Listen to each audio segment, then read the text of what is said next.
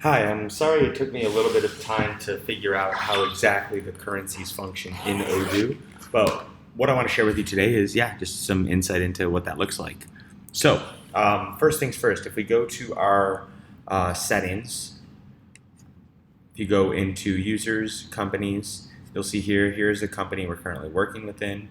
You'll see the currency assigned to that company. That's the parent currency. So all general orders, sales orders, purchase orders will be running via that currency.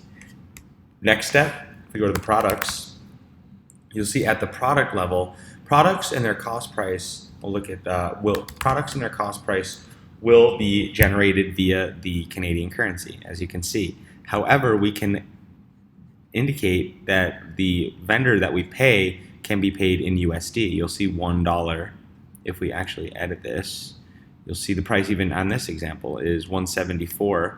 And if we go to the minimum quantity here, we'll see USD, $1. We look at the ratio, there we are. So you can see it took the inverse of that ratio and it applied it to the actual cost price of the product in CAD based on the $1 rate in USD. We can do something like this then. We can even say, what we can do is actually create a product from scratch. So we can take a product, create new, we'll just call it example product, and we can look at the inventory, go to vendor, we can do vendor Z, we can do a price of $2 USD and save and close it. And just like that, now we can generate, I have the costing set in real time, but we can generate actually a purchase order here. We can, let me just do this, create one. We'll look at vendor Z. You'll see the currency is Canadian. We're going to pay our vendors in Canadian.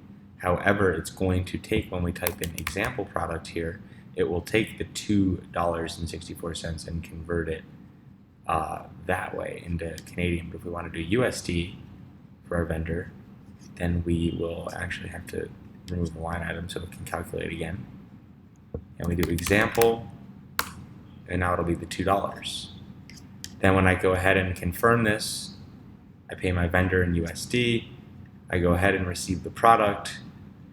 The way the system's set up right now in this example is it has to receive it. It's on delivered quantities.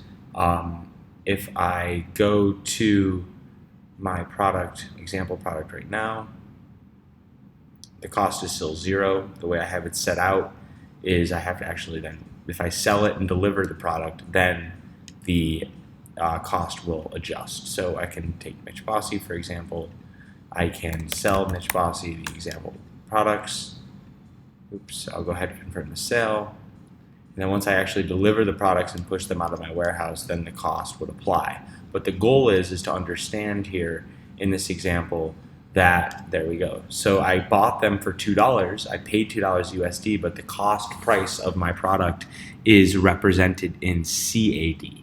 So the system will run that conversion for you automatically. So if you update your cost in USD, you pay your vendors, as we can see here, in CAD, you pay them in, pay your vendors in USD the $2, or that's the wrong example, purchase order 25. You'll pay your vendor the unit price of $2 here, for example, product. You'll pay that in USD, and when we sell this product in CAD, it will update the cost price of that product in CAD, as we can see in this example right here. So the conversion is automatically calculated then. And as far as actually updating your exchange rates and all that, that can all be done automatically by going to currencies, by going to settings, and down here, automatic rates. And you can look at the service you want to run, Yahoo or European Central Bank. You can look at the intervals, daily, manually, daily, weekly, monthly, and the next run will be tomorrow. But if I want to run it at any time, I can just click that and save it, and it'll spin the current rates for me right at that moment.